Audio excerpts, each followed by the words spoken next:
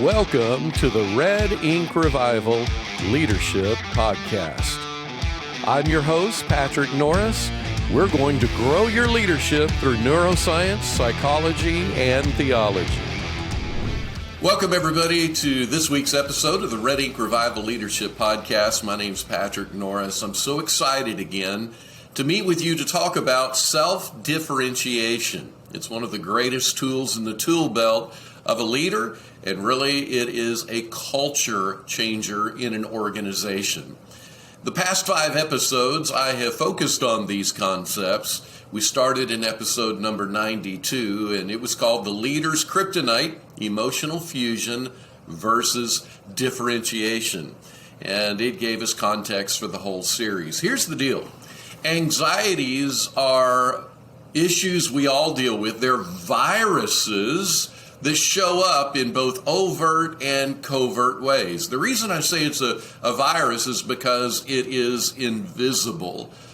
It can infiltrate and infect entire groups, families, marriages. It can infect entire organizations, and it is absolutely debilitating. And what happens is that as a person with anxiety presents themselves in a relationship or a system, this thing just jumps from person to person, and it's like a flamethrower. You know, if you've ever seen the guns in army movies where the gun shoots a flame and fire just takes over whatever the area is. Often in relationships, we have that kind of fire throwing, and then we have accelerants that just keep this thing getting bigger and bigger and bigger until it truly does become a pandemic. When we think about boardrooms or staff meetings, even families, the one who presents the highest level of anxiety is usually going to control the direction and the effectiveness of that meeting. If you think about anxiety, what are we talking about? Well, I want to, first of all, just establish that anxiety is behind everything that we do, the good, the bad, and the ugly. Anxiety is behind everything we do. Most of us think about the bad and the ugly, but I want you to consider that it's also behind the good. We'll look at that in just a moment. But when I talk about anxiety, I'm talking about how it shows up in things like rumination, where you just seem to have a racing mind, you're overthinking, or maybe you immediately exaggerate outcomes, you catastrophize. Maybe you're a person that shows up in personality, and it's so wild that our personality traits are connected to anxiety. Again, the good, the bad, and the ugly. I think it's interesting how we even look at personality assessments around things like the love languages. And you, of course, have 5 love languages. These have been categorized as things like words of affirmation, gifts or gift giving, quality time, acts of service. We have these 5 basic, I can't think of what the 5th one is, but 5 basic love languages. Now, if you've ever studied those, what we tend to do is come away from these 5 love languages with an entitlement. I deserve to get whatever my language is. Now, here's what I want to present to you. Those love languages are just the way we have engaged mechanisms to manage, or hopes of managing, the illusion of managing our anxiety. That when we have anxieties, what I feel soothed by is maybe words of affirmation. Or I feel safe and secure whenever I'm being served. All of it is mitigating or helping metabolize the anxiety, some of which is helpful, some of which is just a cover for really having to look at the root system of the anxiety. Anxiety is behind things like oversharing. If you have team members that are over-explaining, that's me, over-explaining. All of this is connected to anxiety. If there's power and dominance, if there is somebody who has all the facts, and their facts rule, baby, everything is about the facts. Well, perhaps the facts have become what I call a fig leaf. It's what Adam and Eve would have used to cover their nakedness. It's I can't tolerate my anxiety, so I have to beat everybody with facts. Now, understand facts are incredibly important. And in today's world where emotions often in the worldwide culture, they trump everything else, I love it when some facts are brought into the scene. I'm a fact guy. It is something that can solve a lot of problems, yet at the same time, it can be a tool that we inadvertently use to manage our anxiety. So things like drama. You have team members that when you walk into the meeting, they're just la la la la la la la, and telling one story after another, and it's just drama, lots of energy.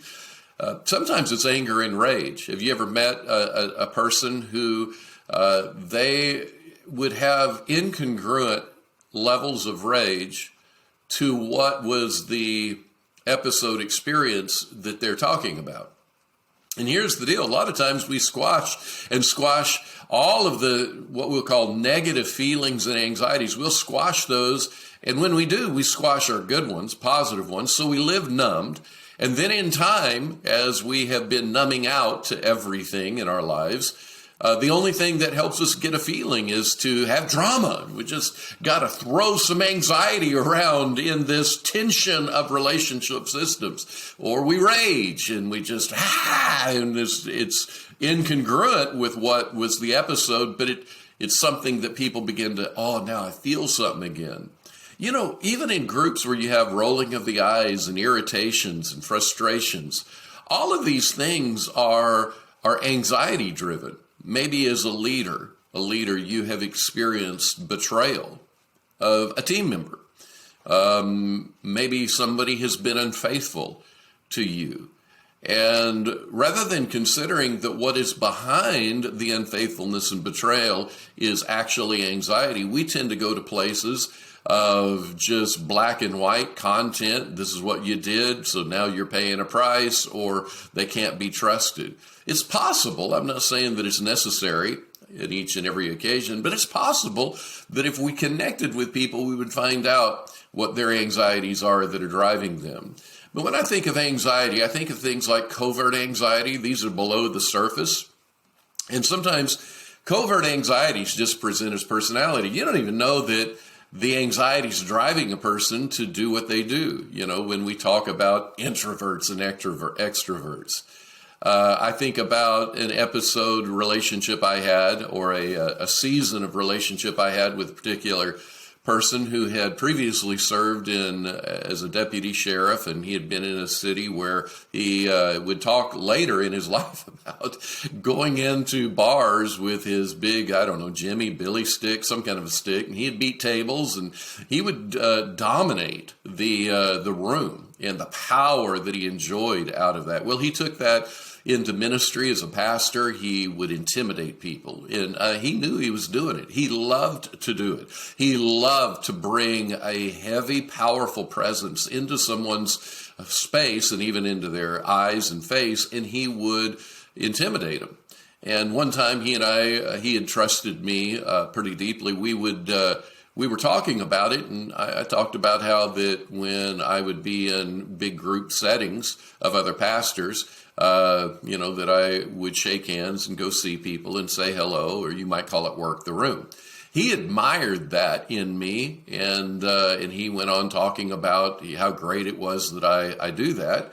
And yet when I got to that point, I said, well, the reason I do it is because of anxiety. It's me using a mechanism in my extrovert kind of tendencies to manage my anxiety. It's me trying to own the anxieties of other people, and then owning, taking that on myself.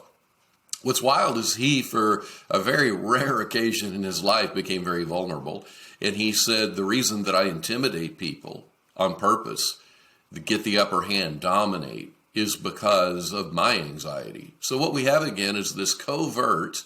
Most people would never guess that it's anxiety showing up in a personality, showing up as an introvert or an extrovert, a dominant person. A lot of times introverts are people that the anxiety says avoid, get out of here, do something different, isolate. And, anxiety show up in our motives and agendas. It causes us to perhaps be inflexible. because we feel safe. We have to have whatever for us to belong and to survive. Then, of course, you have other kinds of anxieties that we all see show up. I mean, just nervous energy. There's anger, there's panic, frustration showing up in an environment where they're expressing it big, a heavy, outward expressed irritation. We understand that. You've been in meetings, I'm sure, where there is someone who has high anxiety and they express verbal dominance. These are the kind of bulldozers that always seem to get the last word. Again, some people will present their anxiety as passivity and quietness. And what ends up happening is whoever tends to have the greatest level of anxiety in a meeting tends to take the meeting in that direction. And sometimes people will sit there extremely quiet and don't say a word, but then they're the ones with their anxiety. They got to go talk to somebody about it at the water cooler. And you have the meeting after the meeting. There is, gossip behind people's backs. And most of the time, people don't even think about the driver. They think just about the behavior. And so we want to tell our teams, don't do it, stop it. It becomes behaviorism rather than really looking down into what has happened in the heart, the soul, and the brain of our team members. So as leaders, we tend to focus on our organization's growth being a result of hard skill development, that if we can just develop the giftings within our teammates, then we'll get all of our initiatives into the black. We'll have success. But too often we neglect these most powerful drivers, these tools that are focused around emotional processing and how our teammates are managing their emotions and why they are presenting themselves the way they are. The reason that they are perhaps presenting their content the way they are, why they're passionate about the things that they are. All of this goes back to, again, more of what's called soft skills, but they're actually the drivers of even hard skills. A lot of hard skills were developed because of anxiety around, I've got to feel safe, I've got to belong, I've got to survive. Welcome to the Red Ink Revival Leadership Podcast. My name is Patrick Norris, and I am a husband, father, pastor of 35 years, and a strategic therapeutic mentor to leaders in all arenas of life. I am an inerrantist, a Calvinist Arminian betweenist, a Holy Spirit continuist, and a finished work of Christ redemptionist. Red Ink Revival was designed to create a revival in the heart, soul, and brains of Christian leaders from all spheres of influence. Our team of pastors, psychologists, and therapists facilitate our life-changing leadership, personal growth, and emotional wholeness experiences. Our goal is to bring a revival, an integrated wholeness to pastors, church staff, the local church, and the universal Big C church around the world. This includes marketplace leaders, educators, foster adoptive parents, and so much more. If this podcast is providing value to you, would you consider subscribing to it wherever you get your podcast? Also, please like the episodes, comment on them, and share them on your social media feeds. And one more big favor. If you like the show, please go review it at Apple. And if it's true of you, give us 5 stars. Now let's go back to this week's episode. Well, let's switch gears. Let's talk about the Bible for a minute. When we look at Scripture, the Apostle Paul says in Philippians chapter 4, don't be anxious about anything. Don't be anxious about anything. It's pretty straightforward. Does there need to be any other thoughts around it? So many people will take that, or take Jesus speaking of Matthew 6:31 through 33. He says, don't worry, saying what you're going to eat, what you're going to drink, what you're going to wear. Because the pagans, they run after all those things. So we come away thinking that all anxiety is sinful. It's just wrong. And so when we think about anxiety, we think of it purely as a negative thing. And what I suggest to you is that anxiety actually is the power. It's what generates all of our behavior, the good, the bad, and the ugly. The good, the bad, and the ugly. Now, we need to have some scripture for that if we are a Bible-believing Christian. In 1 Corinthians chapter 12, we have this statement by the Apostle Paul. He talks about the body, or the church community in chapter 12, talks about giving honor to the parts that lacked it. that there would be no division in the body. And then he makes a statement that its parts should have equal concern for each other. The word concern in this verse 25 is the exact same Greek word that is for be anxious for nothing or don't worry about anything. In other words, when you see the word from the Greek that is for anxiety, on one hand he says don't worry about anything. On the other thing he says you better have equal anxiety for each other. Philippians chapter 2 has the exact same word showing up when Paul is referring to Timothy, his son in the faith, who was coming to lead and to guide. And Paul was just so grateful for his partnership. And in verse 20 of Philippians chapter 2, Paul says, I don't have anybody like Timothy who will show genuine concern, genuine anxiety for your welfare. What's interesting is we have dysfunctional anxiety and we have functional anxiety. So if you just think for a minute that you have a midline, and those of you that are listening and not watching, a midline, let's just consider would be in the middle of a horizontal page. So if you have an 8.5 by 11 sheet of paper and you had it on its horizontal facing, in the middle of that page, put a line in your imagination. Call that the midline. Below that midline are what we would call functional anxieties. This is what causes us to function. This is what gives us the energy and motivation to move, to get out of bed in the morning. It is what drives so much of our thinking and behavior as we go pursue goals and objectives. We wouldn't even be people who would go after worshiping God. We wouldn't be people who would be doing our daily devotions. We wouldn't serve our spouses, our children. We wouldn't be leading our organization if there wasn't a functional anxiety.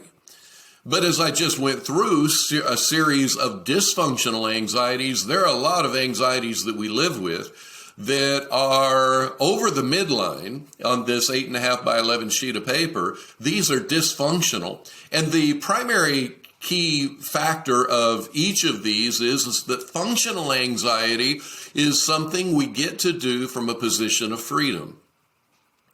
In other words, we're not trying to perform or get something. We're not trying to achieve something. We're just simply free. We realize we belong, we're loved, we're safe. Now then, I'm free to go do. Dysfunctional anxiety is where we're driven by performance, that I've got to achieve something, I've got to protect something, I've got to hold on to something, or I'm going to lose out on everything in my life. Again, you have functional anxiety and dysfunctional anxiety. And what's crazy is that every one of us have it.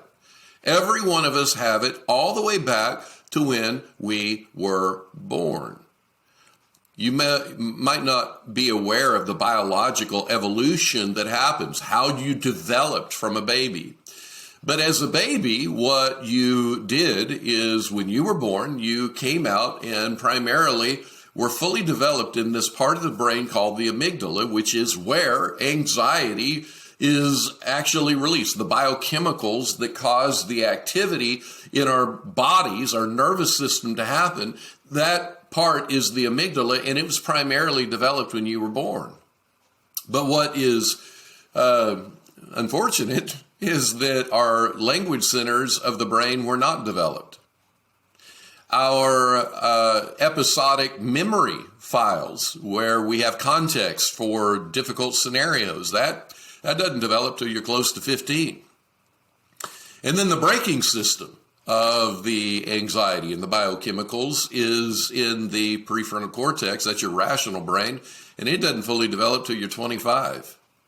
So think about this. When you're a baby, the only thing you're going to do is be able to, with your eyes and with your ears, which has a nerve that goes right to the limbic system, the emotional processing of the brain, where the amygdala is. It goes straight through to that based on what you see and what you hear as a baby in your first year of life, and you begin immediately adapting to the anxieties in mom and the anxieties in dad and the anxieties in the siblings.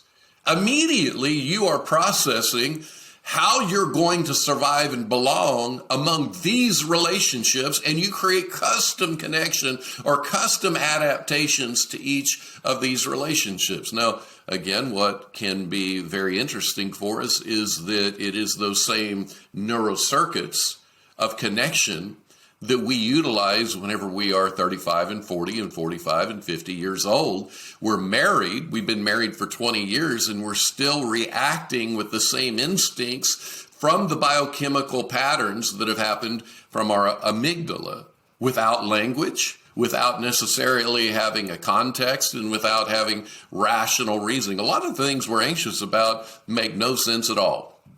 A lot of the exaggerations and catastrophizing just make no sense at all.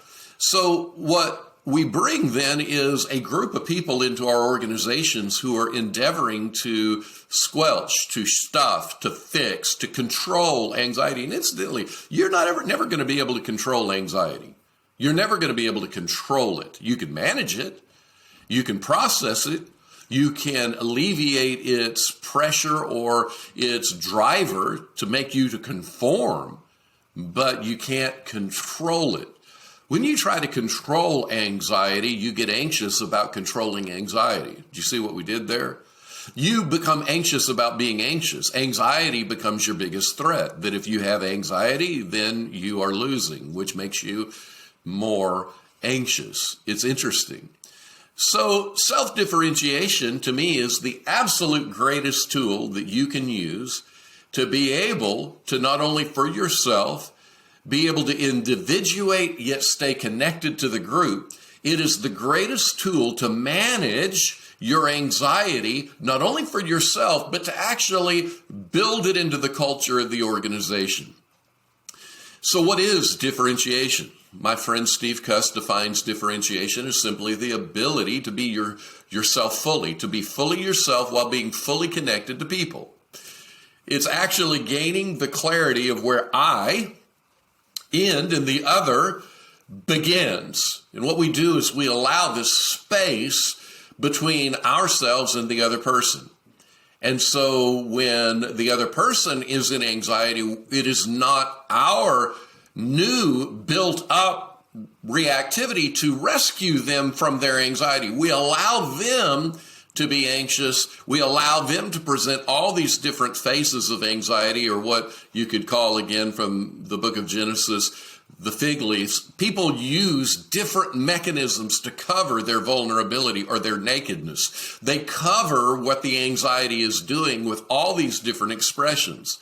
And so when you see them rising up in their anxiety, you can allow them to have it and continue to present a calm presence, So a differentiated leader is clear on what my values are, what my convictions are, what my beliefs are, and I'm not going to be easily swayed for adaptation to everybody else for the sake of mitigating their anxiety.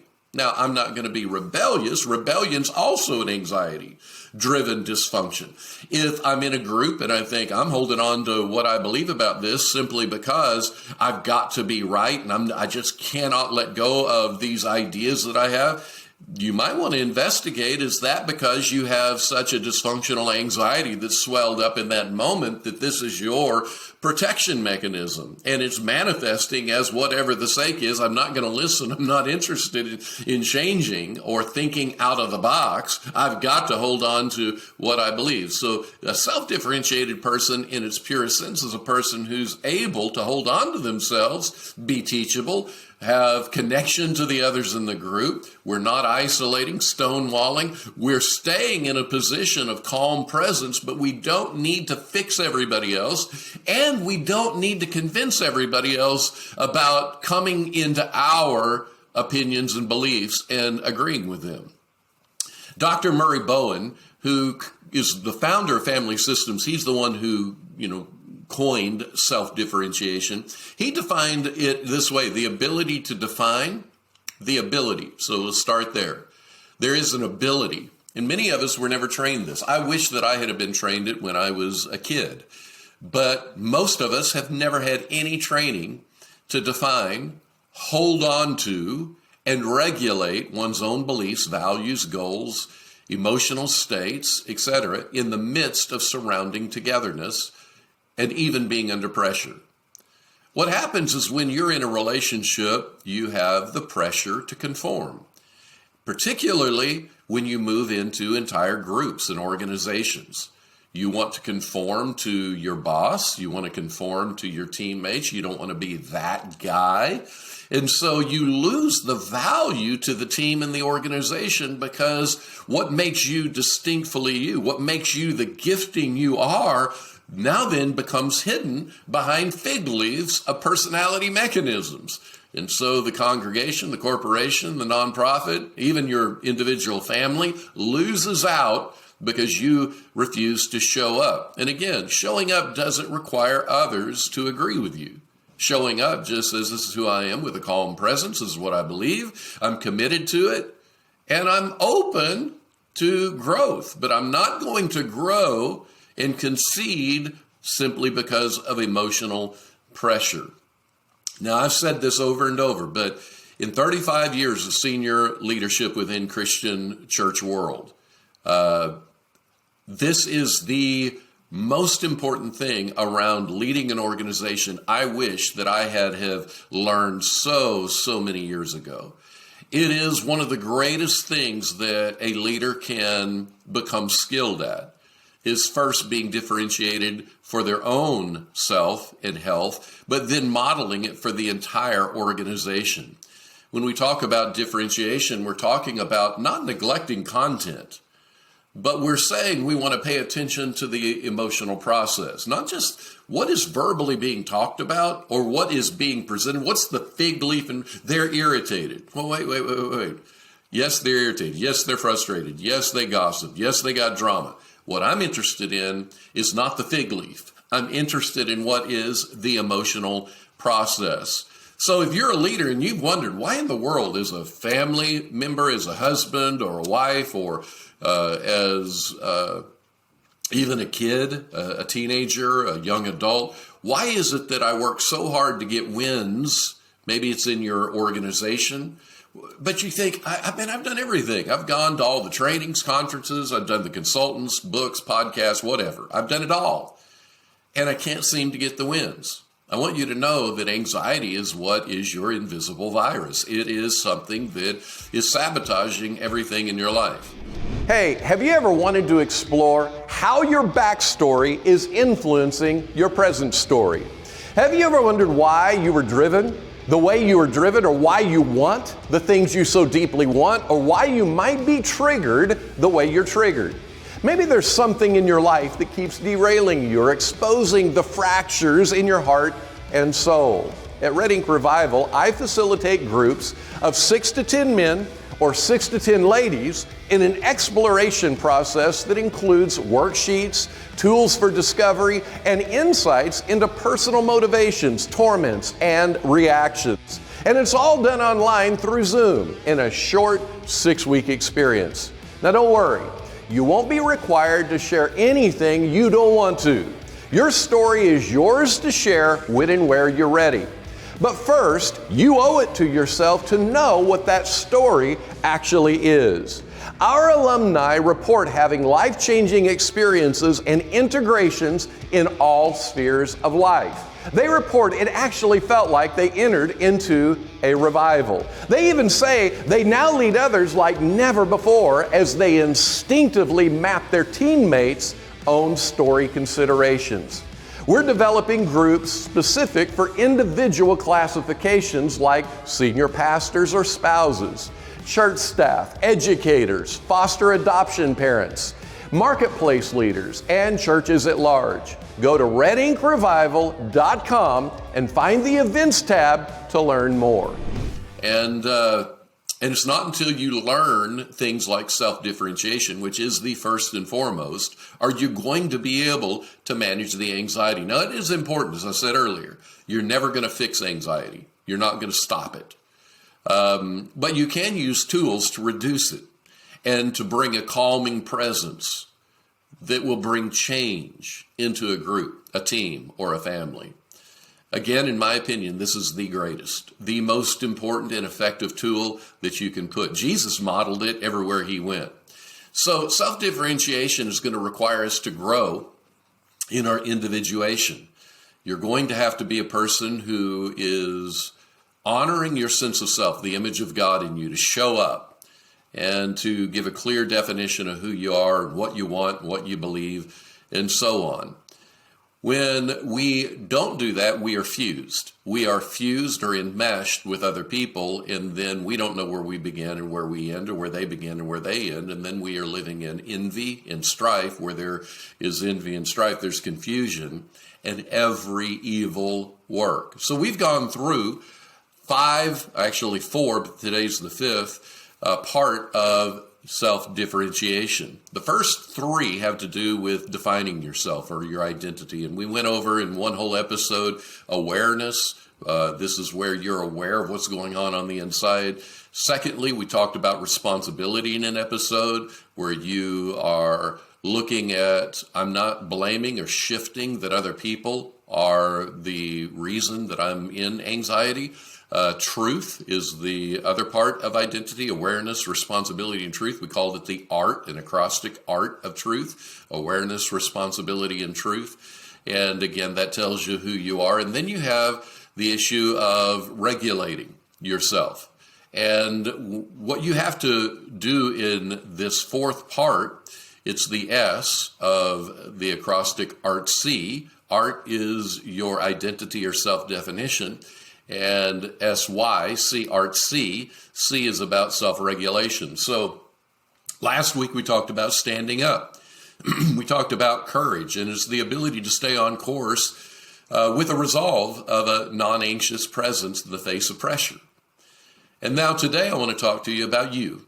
Why is you? And this is about holding on to you. It's about you. It's holding the line, staying the course, and having really radical acceptance of yourself. So when we talk about you, again, what we're endeavoring to do is realize that as you stand up, as you present the courage to say, this is what I believe and this is what I think, you bring a calming presence. You're not trying to get everybody to come your direction to believe what you believe. When you do that, often you're going to have reactivity in the relationship or the group system. And this is where many of us fall apart. Anxiety then hijacks our nervous system. And we're not able to individuate anymore, and we end up succumbing to the pressure, and we just don't stand up anymore. We don't come forward. And what it does, and this is so critical, is it undermines the possibility of the relationship or system actually developing, moving forward, or evolving. And the fundamental issue of this hijack is this virus of anxiety, because it intensifies in the places we take a stand, when we stand up. And what we have to do is when we stand up, stay connected to the people without fusing with the people. Stay connected to the group. Have empathy, compassion, and gratitude, all while not conceding your true self. Now, that doesn't mean that you're not flexible, and it doesn't mean that you're not teachable. What it means is that you're honest, that you're bringing the true self, and you're not giving up so that you can somehow get back to the familiar adaptation to the group's emotional needs or an individual's emotional needs. Could be a boss, could be the team lead, could be a teammate. It could be actually somebody that you're leading. But you're not going to adapt because of anxiety and trying to now manage what they're feeling and experience. You bring this non-anxious presence. And the way you do it is you tune into your own anxieties. You tune into the way they form in you. And you think through what your default tendencies are to power up or shut down or simply adapt. And you do all this not because you believe it is just right to do. It's because when we get into the dysfunctions of it, it's because we just don't want conflict. And conflict for us is defined not by disagreement. I think any of us can disagree over content. But when it's defined by other people's emotional projections, this is where we get in trouble. One of the great authors and therapeutic voices of our generation is a guy named Dr. David Snarch. He writes a lot in different areas of self-differentiation. One of his expertise is in the area of marriage and sexuality within the marriage, using the ideas of anxiety and self-differentiation, which, again, I highly recommend. It is a powerful game changer. But this is what he says with regard to what we're talking about. What determines whether or not you make progress with your problems? I've worked with a lot of hard cases who considered themselves hopeless causes. This is what I found. It's not the size of the problem. It's not how long your problem has existed.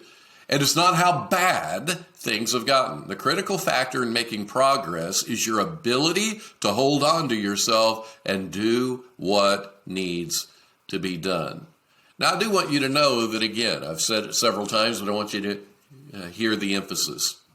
You stand up, you will feel anxious. You will. You will want to defend yourself, or you'll want to withdraw emotionally to avoid the conflict.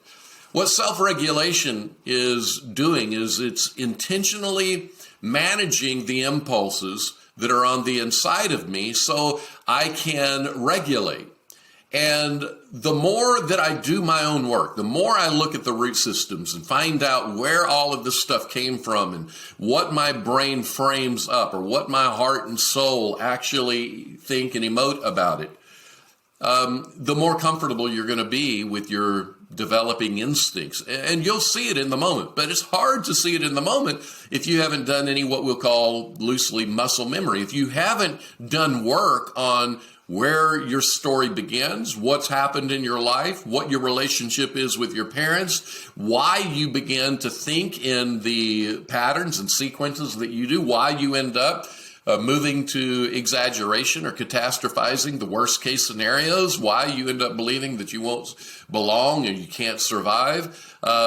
If you do your own work, this stuff becomes instinct in you and you're like, oh, wow, what I'm experiencing here, it doesn't need to be put onto them. They aren't the cause. I actually am the one who have absorbed all the emotions in the room, and actually the emotions from my childhood. It's like one particular leader says, I think I've quoted them in these series, that Grandpa may, Jesus may be in your heart, but Grandpa is in your bones. I believe it's more in your nervous system, but I love that statement. Until you know your history, it's going to be hard to actually understand where all this stuff's coming from. Now, you may be thinking, after I stand up and I get this rush of, my brain's on fire, I feel anxious again, how will I ever, be able to hold on to myself in those situations? Well, I just want you to know that it is possible. It's crucial if you're ever going to change your most intimate relationships. And it's not about changing them, it's about changing how you relate in the relationship. It's crucial how you're going to manage it in professional relationships and really in your whole life. David Snarch says that there are four basic activities to holding on to yourself. First of all, you got to stay clear about who you are. This is about being honest about your true values whenever you're challenged by others, groups, or situations. So that's number one. He says, number two, you got to calm yourself down, soothe your own anxieties, and lick your own emotional bruises. And then third, you got to remain non-reactive when others, the group, or situations become anxious, reactive, or provocative. And then number four, you got to tolerate the discomfort so you can grow and move forward. So here's what I want you to know. You're never going to be able to hold on to yourself after standing up if you can't tolerate discomfort. And in the work I do with clients, I love to dig down further and find out, why is it that you are so intolerant? You have such a narrow window of tolerance around discomfort.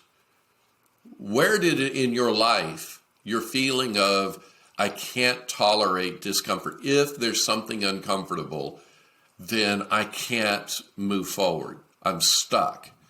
I love digging down on that, because if we can just help your brain, and anytime I talk about the brain, your heart and soul, if we can just help it look at who you are from a different vantage point, it can reframe it. When it reframes it, it can be relieved of so many of the driving anxieties that we hold on to. So I want to talk to you about holding on to yourself. And I think the first thing that I would recommend to you is stop and remember that it's all about growth, not perfection. In self-differentiation, I believe I heard one of the experts say that the best self-differentiated person is only going to get it right about 50% of the time, 50%. So you're not going to be perfect at it, but growth is the goal. You know, one of the things that Steve Cuss, my friend who talks a lot about leadership anxiety, he's pastored, he's just a great human being. One of the things he talks about is distinguishing between what would Jesus do and growth. You see, when we look at the idea of I'm going to be like Jesus, well, you can't. You can't be like Jesus. Not in the sense of flawlessness. It'll never happen while you're in a human body. The Bible never tells you that you're supposed to be flawless. It really, over and over, tells us that we need to grow. So if we can begin with the importance of growth, it will lessen the anxiety at its very root form. Because we realize I don't have to be perfect to be what God's called or to be effective on this planet. I don't have to be flawless.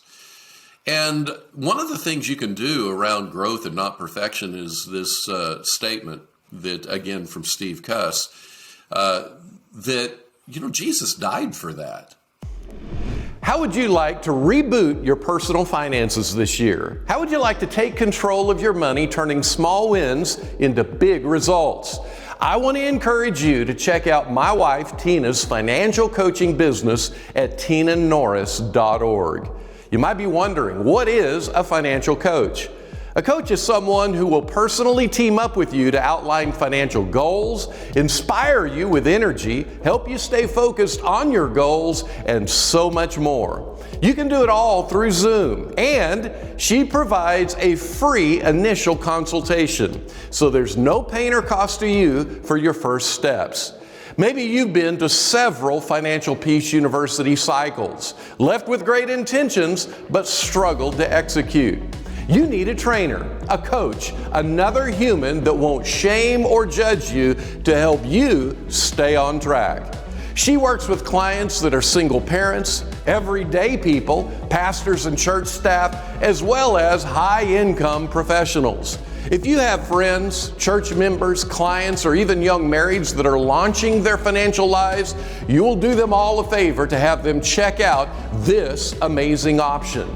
If professional athletes need a coach to win the day to fulfill their dreams, then you and I do too. And you won't find anybody better to help you get there than Tina Norris. Set up your free consultation from anywhere in the world today. Go to tinanorris.org to find out all the details. So if you think of whatever your anxiety is, let's say that your anxiety is that you don't belong. Well, Jesus died for that. Well, I won't survive. Well, Jesus died for that. So I don't have to come up with a fig leaf. Jesus died for my nakedness. He died for my vulnerabilities. He died so that when I can't, he does. It's grace, power made perfect in weakness. So when I think of that, I think, gosh, what are my mechanisms? Is my mechanism to dominate, to avoid, to shut down? What are mine? What are my tendencies to be needy for an affirmation? A particular quality of one, by the way. Is that how I am? If it is, then what I can do is just say, you know what? I don't have to be perfect.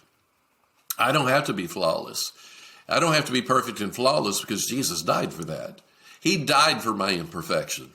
And so I don't have to be needy anymore. Jesus died so I don't have to use the mechanism of neediness. Jesus died so that I don't have to dominate. I don't have to avoid. I don't have to shut down.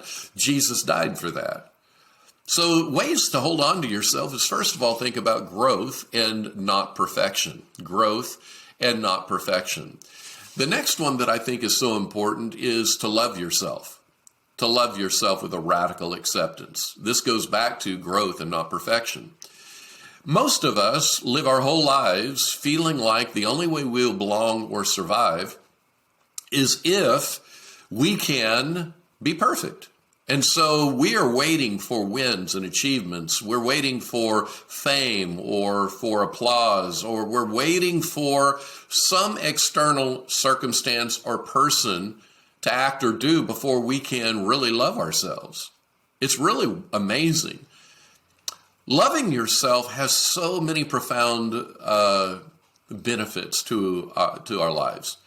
One of the great researchers around this is a gal named Dr. Kristin, with a K, Kristin Neff, N-E-F-F. If you go to her website, just Google search Kristin Neff, you'll see research paper after research paper that actually shows that self-criticism does not cause you to perform at a higher level. It actually causes you to perform at a much lower level.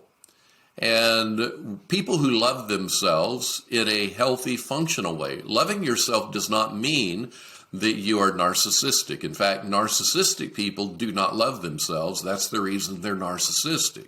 It's a fig leaf. It's the way they present themselves.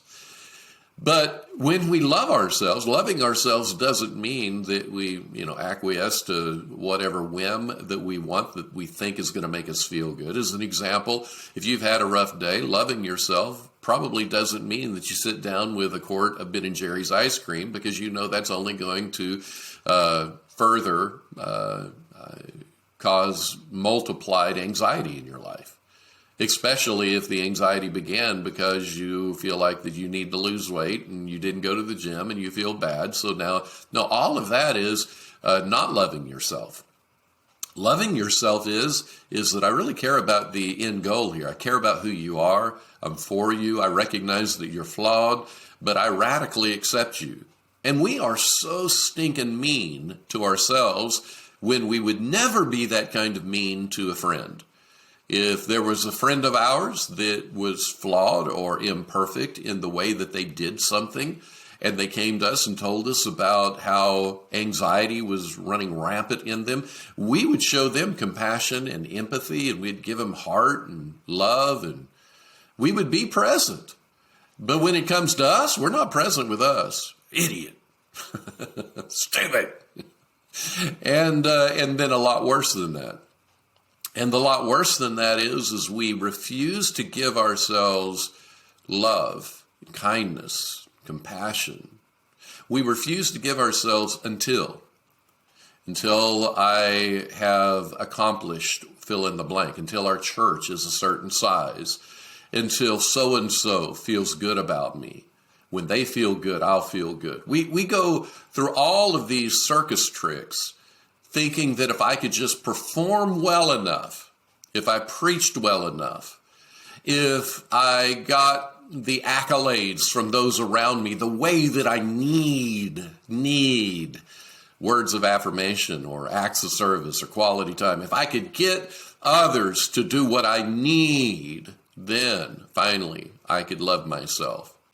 What's interesting is that the brain has a part of it that is the anterior cingulate gyrus.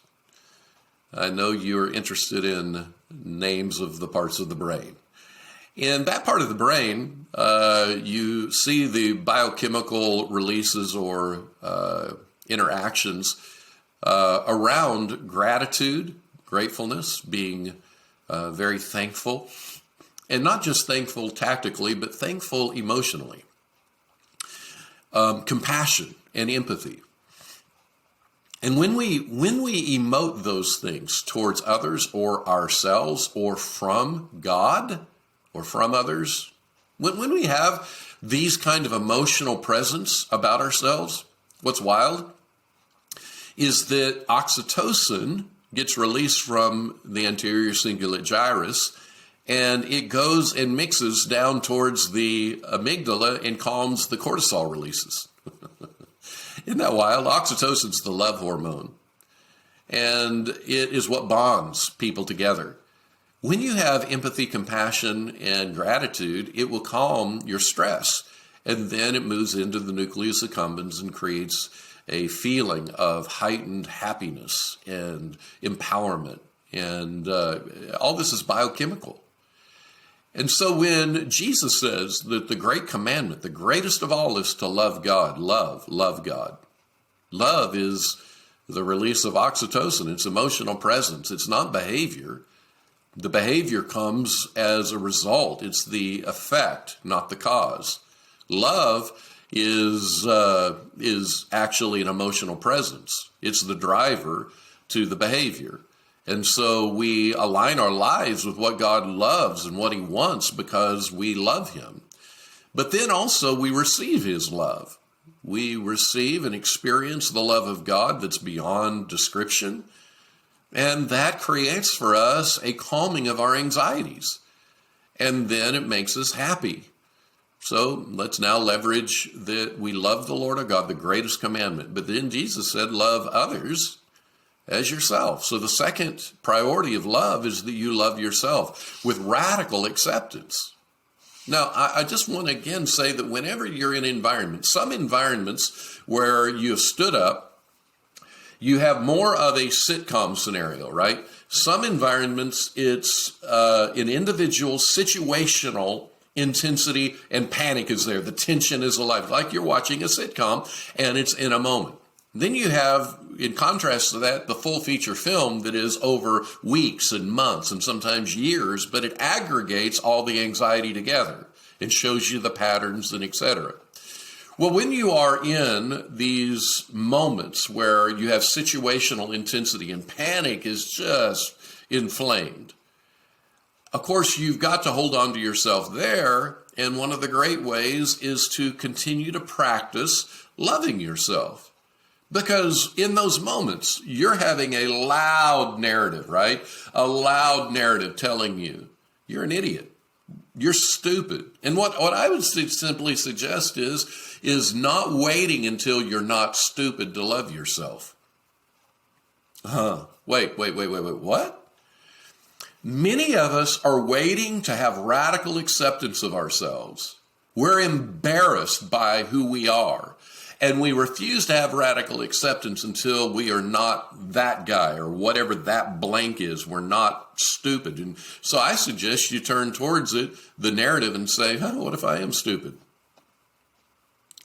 I'm not going to predicate my radical acceptance or whether I'm embarrassed of who I am as to whether I'm stupid or not. If that's the worst case scenario, that I'm stupid or the group thinks I'm stupid, well, great. What if I am stupid? Or what if I say the wrong things at the wrong time? Or what if I have the wrong perspectives?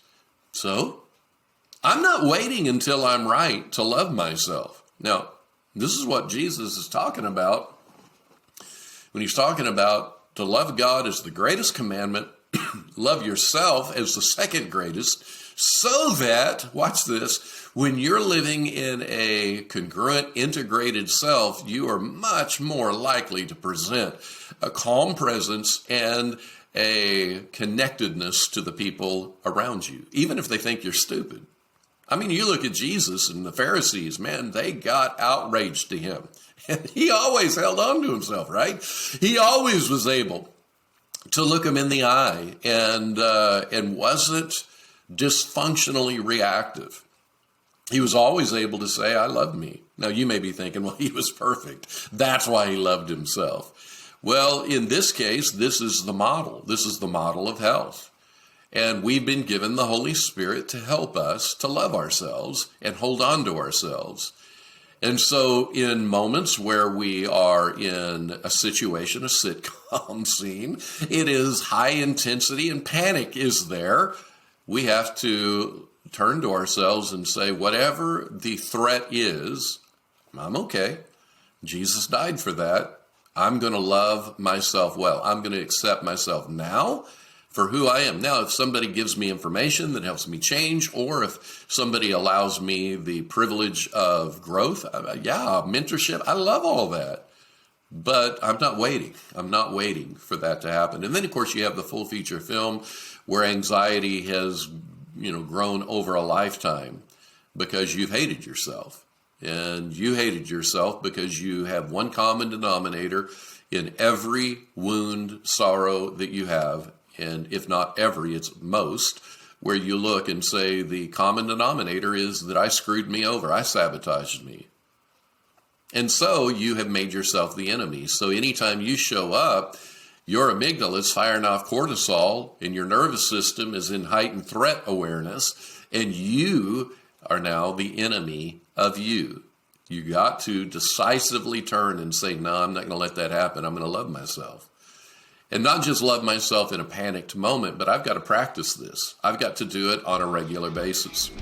Pastors, did you know that upwards of 70% of the men in your congregation are regularly accessing pornography, stuck in shame, torn in conflict, and therefore immobilized for zealous ministry? That's 7 out of 10. The problem is not going to go away. What are you doing to lead your men into wholeness? Porn and sex addiction is characterized by undesirable compulsive behaviors that feature incongruence with personal values, and it interferes with normal living, causing stress on their relationships with God, family, friends, loved ones, and possibly even their own work environment. Well, where do you send men to recover and become both whole and integrated? Red Ink Recovery offers a unique program exclusive to porn and sex-related addictions. Our clinical professionals, our psychologists and therapists, have created a transformative treatment process that collects the dots, connects the dots, and corrects the dots that have driven the addictions. Our approach heals the heart, restores the soul, and rebuilds the neuroplasticity of the brain. Our clients find their lives have been wildly marked by Christ as they are given a path for trust being rebuilt. And they are resourced for far greater relationships and intimacy than they have ever known before. All of our professional teammates are experts in the field of sexual addiction. They are all trained by Dr. Patrick Carnes and certified by the International Institute of Trauma and Addiction Professionals. Dr. Carnes is known as the father and curator of modern sexual addiction recovery as a movement. Pastors, we encourage you to recommend your men who struggle to come to one of our intensives. If you are just a simple man that struggles, maybe you're new to the faith or you don't even know what you believe about Christ, be encouraged to join us. We will honor your journey and give you the tools to live in wholeness. To find out more about our porn and sex addiction intensives and when the next one is, go to redinkrevival.com. So then that brings us to another part of our toolage, how we tool up to hold on to ourselves. And in here I want to contrast conflict of wills versus standing up. One of the reasons that when we stand up, we take the courage and we say what we really believe about a thing, when the group comes back with high emotion, and they don't even use the words, but you're sensing the projection that that's the stupidest thing I ever heard, or you just are not a team player, whatever your narrative is. When it happens, we then feel the need to justify ourselves. And the anxiety is, I've got to now defend my position. I've got to move their will to be confined or connected to my will. I've got to get them convinced. I got to sell them. I got to negotiate them over. Now, there's nothing wrong with clarifying your position. In fact, that's very healthy. But if your efforts are all focused on changing the mind of others in the group, instead of just simply defining your own position and why you believe what you believe, with the goal of being seen, if the goal is to be seen for who you are, instead of trying to convince and convict and change everybody else's minds, then you will be at a place of peace again. You'll bring that calm presence. But the moment that you start feeling intimidated by the group, by the leader, or by the people that you're leading, and you're thinking, they think I'm a terrible leader. So what if they do? What if they do? And where this ends up going, which we'll get into in a minute, is it goes to, well, if I am, then I won't survive. I can't belong. My question is that absolutely true? Is that real? Can you survive and have a group of people tell you that they don't think that you're a good leader? And the answer to that's no. We know many people who've had others project that onto them, and they had a great marriage, great kids, went on, had a great life, had great friendships, and actually led other organizations well. So we, in conflict of wills versus standing up, sometimes when we stand up, we become intensified simply because we're trying to react to them maybe not accepting what we said or believe or our opinion is. And we think that our goal now is to change their minds. Even, get this, even to change their mind about what they think about us. Not change the mind on the overall opinion. We just want them to be, and this is me, I mean, I'm an over-explainer, chronic over-explainer. And the reason is I want to be understood. I want to be understood so that you don't judge me. So self-differentiation requires of me to say, I'll present who I really am. I'll try to give my best understanding or explanation, but I'm not connecting my peace or calm presence to how other people experience me. I'll be open, if I'm unkind or rude, I'll be open to growth, but I'm not going to follow the emotion of the group to, somehow have belonging and survival. So that's conflict of wills versus standing up. Some other things you can do are things like breathing techniques. If you're in the middle of a sitcom scene, a situation has arisen, the tension is high, then you can begin to breathe without them knowing it. Just take deep breaths calmly, deep breaths, and then let it out.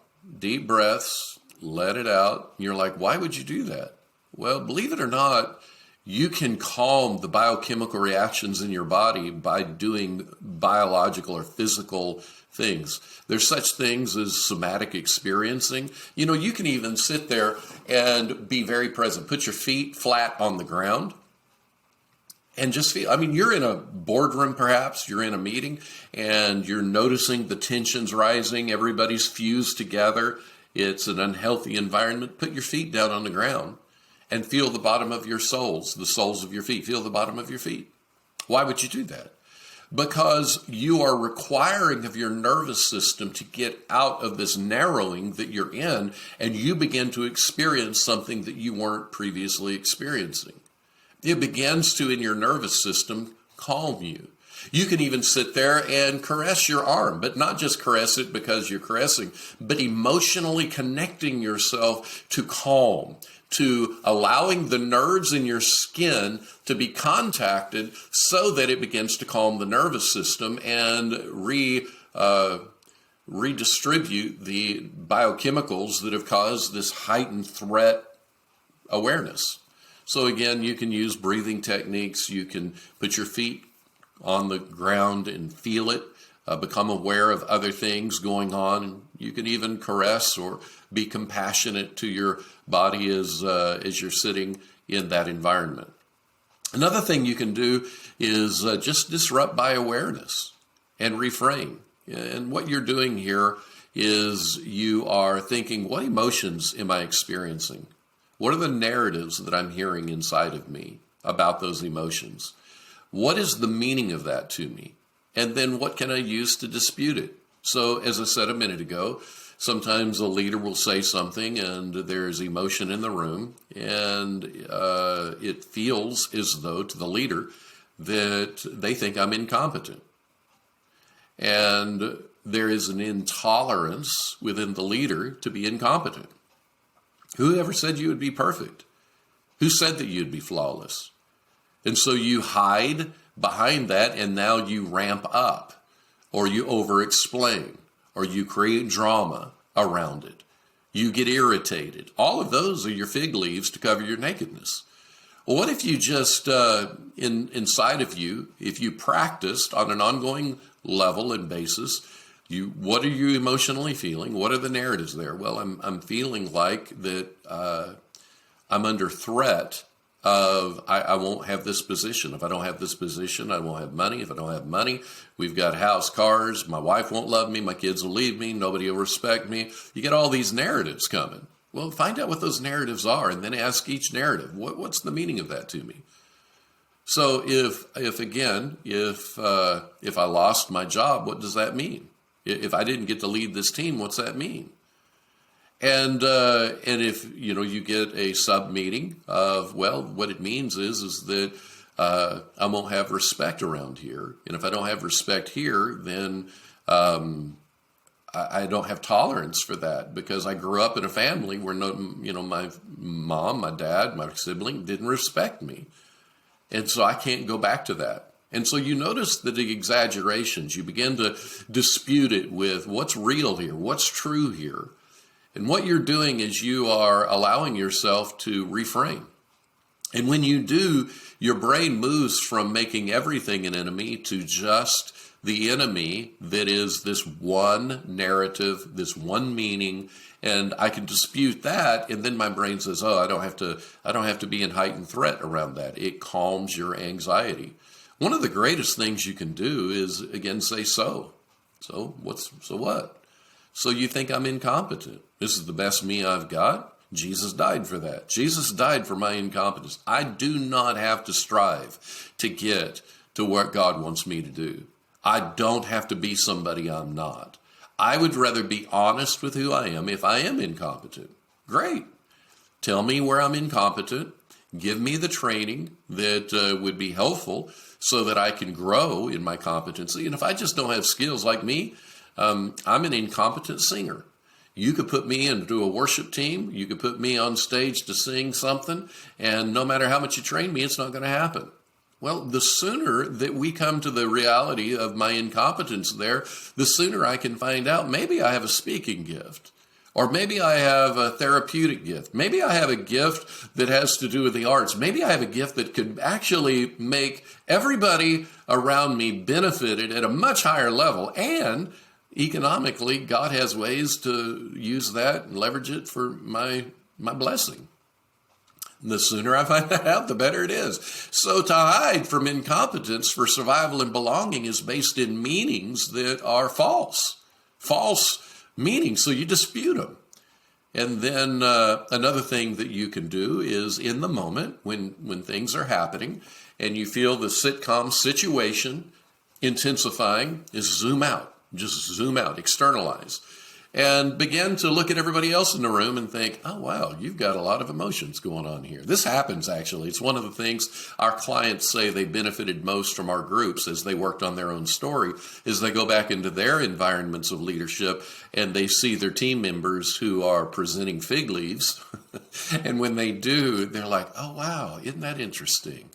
That they have defaulted to that fig leaf or that mechanism or that presentation of who they are. It's that part of their personality. And so what that allows when you zoom out is it builds a neural pathway that was probably never developed in you from your prefrontal cortex, your rational thinking. And it moves with the hippocampus episodes of life where you have gotten more mature, you've read books, you've seen more stories, you know experiences of people who had similar scenarios, and you're able then to take your rational thinking and then your bank of files of memories of similar situations, and then you overlay it as a template on this person who's in the team.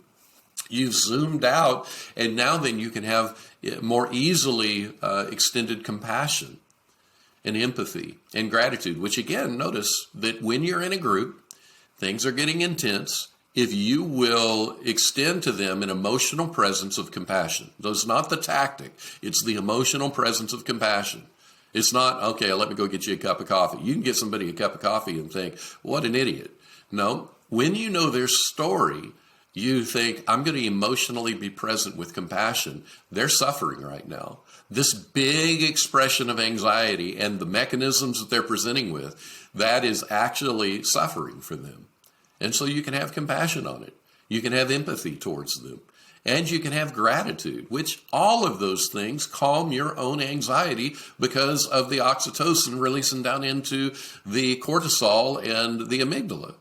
So that, again, is where you redirect your attention, you zoom out, and you begin to hold on to yourself because of it. Let me break in one more time and tell you about RedInkRevival.com. That is REDINK Revival.com.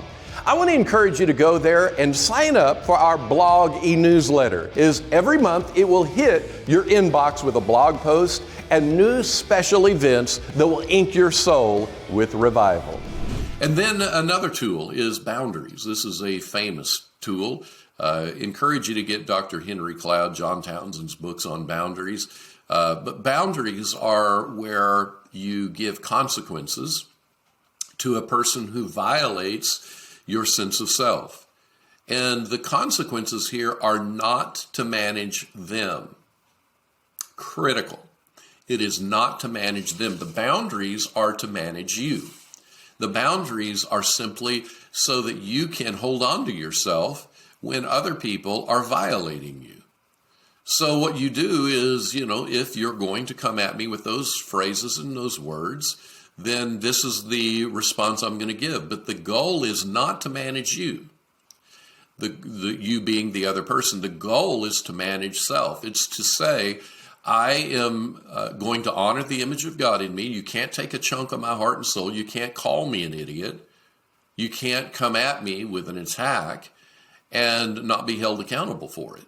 I will hold you accountable, but the accountability for that is so that I can love you the way Jesus loves you. I can actually be present and compassionate towards you. Because what I find is that when you keep violating my boundaries and I don't hold consequences that give me space to return to a whole self, if I don't do that, then I resent you.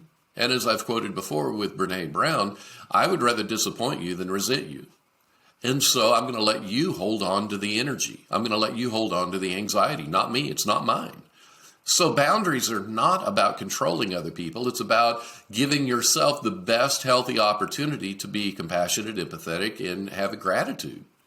So boundaries, I would encourage you to be very skillful as you develop in those. And then one way you can develop toolage around consistently showing up. Having courage to show up, even though you at times showed up and reactivity came alive in the group and it felt like it was just, the whole thing crashed and burned. So here's what I encourage you to do is even now you can go back in your memory and think of exact scenarios where there was a crash and burn and do what Dr. Ted Roberts, my friend Dr. Ted Roberts, do what he says when he's helping addicts come out of relapse and make sense of what just happened. Do a crash site analysis. Ted used to be a fighter pilot in Vietnam, so obviously he would use crash site analysis. But the idea is that you go back into your memory and you think through all of the pieces that happened. Some people, Steve Cush uses the word verbatims, and there's whole processes to pull apart the scene. Who was saying what? What were the emotions in the room? What was the reactivity? What were the flamethrowers throwing the fire? What were the accelerants? How did all that begin to happen? And when did I begin to become captivated or OCD with the content to survive my own emotions? When was I unaware of the emotional happenings? And what could I have done to manage in that moment my own emotions? How could I have calmed? What tools that I've just gone over, what could I have used? Or what other tools are there out there that I could have used? And so I encourage you to practice doing crash site analysis, not just, kind of given a surface level analysis. When airplanes crash in the military or even in our commercial airlines, when there's a crash site analysis. They try to go get the black box and find out all the details of logistics around the box, what was happening, what was going on in the plane. And they also want to hear what the pilots were saying. And so they do a crash site analysis. Well, that's what you do. You go into the details of it so you know the details of the crash and why it happened the way it happened. And you might want to get a therapist to help you. Get somebody who's trained in being able to pull this stuff apart and look at it together with them. And what it ends up doing is it connects parts of your brain to other parts of your brain so that in the future you have a stronger neural pathway that helps you stay a calm presence rather than moving into an escalating of fire and just throwing more fire and accelerant everywhere you go. So that would be number 8. And then number 9, and this is after you've felt like you've had loss. This is where things didn't go the way you wanted it, and it didn't turn out the way you wanted. And your brain says, see, it didn't work. I want to encourage you around how grief, anxiety, and anger hang out together. And we are not taught to grieve very well. And we don't want to grieve, honestly. Our brains are predisposed to protect us from grieving because when we genuinely grieve, when we turn towards grief and honor it, we often begin to cry uncontrollably. Uncontrollably doesn't mean that it's the ugly cry, though often it can be. But it's just that you can't control whether you're crying or not. That's why you apologize after you cry. I'm so sorry I'm crying. Why are you sorry? Our brains do not like being out of control. Our brains feel as though we are vulnerable, naked, and under threat when we are not in control. So, the only way that you process grief is not stuffing it, ignoring it, hoping it'll go away. It doesn't go away. It gets embedded into your nervous system. So if you've had courageous stand-ups where you stood up, you showed up, you presented yourself for who you are, and it went south. It went bad, you pivoted, you maybe got enraged, and you're like, I tried hard and it didn't work. So important when you have losses, when you have things that didn't go the way that you had hoped. Please, gift yourself with grief. Gift yourself with grief. If you don't, it will fuse with anxiety and anger. And you will live as an angry person. And the anger will show up, and it's really rage. It'll show up in either you being hyper irritated, hyper responsive and reactive, or you'll shut down. And or you'll use other mechanisms like, be hyper encouraging. You'll fawn over everybody. So turn to the grief. When you have losses, when you showed up and you got burned, do not just say, well, that sucked. Turn towards your grief and feel it. And what do? How do you feel grief? Well, I'm going to say you do some things you don't think is spiritual. In fact, you're going to think that it is anti-Jesus. I'm going to encourage you to unfilter, pull the filters off, get into a private space or with a trusted therapist and just let her rip. Yeah, let her rip.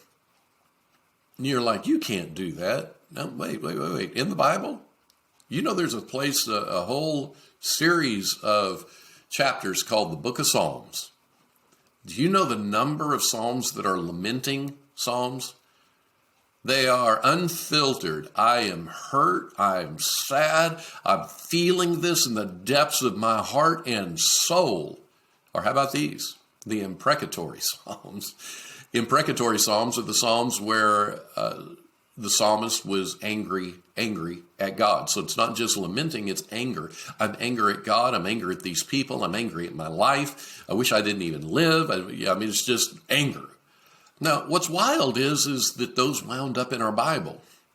See, if you're an inerrantist, if you believe in the authority of Scripture, you believe that everything's there because God inspired it. God wanted it in the Bible. Well, what's wild is God didn't just allow these psalms to be in there. He literally anointed the person to be able to have recording of their grief and lamenting, their grief, their anxiety, their anger. He actually required it to be recorded. Now, Dr. Kurt Thompson, the psychiatrist who has written several books, he's also a neuroscientist. He says that when the Old Testament believer would get with other groups or communities, they would get 10 people or so together, and they would read these imprecatory or lamenting psalms, and the goal was together feel what the psalmist was feeling, to give support or to give stimulation to feel what I feel about my life. Now, this is all in the Bible. And the Bible tells us to mourn with those that mourn, but do you ever mourn with you? And so it may come out with language that you're like, that embarrasses me. Why does it embarrass you? Who do you think you're offending? God anointed the psalmist to say some of the most harsh, egregious, difficult things, and to say them about God that aren't true. They're not even true that God was the way they framed him up to be. What is that? The only way grief can get processed out is by processing in, for you to look at it, feel it, and process it. So it may mean that you take a drive in your car and you just let it happen. Now, some people are so afraid that if they do that, they can't return to normal. They can't return to a regulated self. I just want you to know, unless you have high levels of PTSD, you can return to your normal self. And I got to also tell you that when you first go do it, you're going to get done. Maybe you do it for 30 minutes or an hour and you just let it rip. And when you get done, and again, just in private, you're not doing it to the person. That's damaging to say it to the person that you're mad at or is a part of it. But do it to where you're looking at the grief and you're being honest with who you are and you're letting it happen. When you do it, when you let it happen, maybe 30 minutes or an hour in, you may feel like, oh my gosh, this just, I don't know that did any good. Now listen, it is my very, very strong conviction something did happen. It just in that moment is not measurable. But if you'll be faithful to you and let yourself grieve what you need to grieve when you need to grieve it, then over time, you'll find that the mood deep within you begins to shift, and the energy that is behind so many of the things that you do in your personality are going to no longer be the driving force that they once were. Grief, anxiety, and anger or rage, they live together. And so you've got to grieve things. You've got to allow yourself space to do it. So the next time you stand up, you will stand up first. Otherwise, the grief will keep you from standing up to protect you. And then secondly, when you stand up, that you can continue to grow and hold on to yourself. So we've gone over the 5 basic components of managing anxiety through self-differentiation. And it is the acrostic, artsy. The first 3 have to do with identity, awareness, responsibility, and truth to yourself. And then how to regulate. And we talked about standing up, taking courage, and you. So A, awareness, R, responsibility, T, truth, S, stand up or take courage, and then Y is you. Hold on to you. Hold on to you. Well, again, I hope that these episodes have made a difference in your life. I know several of them, I read the content because I so desired you to get an exactness of what I was presenting. And I do believe as I've heard them, they're a little harder for me to listen to. But again, that's my own, anxiety I got to keep managing. But the content in it is radically life-changing. So if you can just go back and digest them, I believe that they will change your life. I'd love to work with any church pastor or church staff and help them go back into their stories, go back into making sense of how they became who they are today. And in the process, what'll end up happening is what you've tried to get at conferences, what you've tried to gain through hard skill development, through vision, implementation of vision, developing leaders. What you have seemed to, I can't figure out what the sabotage is, what the undermining is, what the virus is. I love to come alongside you and help you with your team, and I believe that your whole church organization will be radically better. That is the stories that we hear from so many. Well, God bless you guys. I hope you guys have an amazing Thanksgiving. And in fact, during Thanksgiving, have high levels of gratitude, not just logistically or tactically, but have a high level of gratitude around emotional presence. And you'll find yourself having such a great time with the people, probably your family, who used to trigger you and make you crazy. Guys, I love y'all. Look forward to being back with you again next week.